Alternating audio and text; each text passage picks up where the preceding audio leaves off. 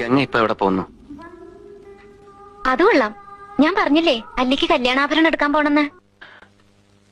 ഗംഗ ഇപ്പൊ പോണ്ട.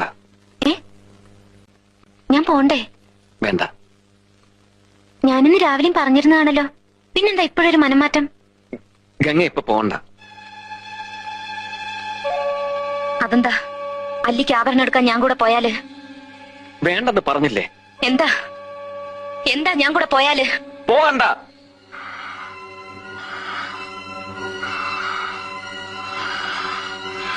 വിടമാട്ടെ.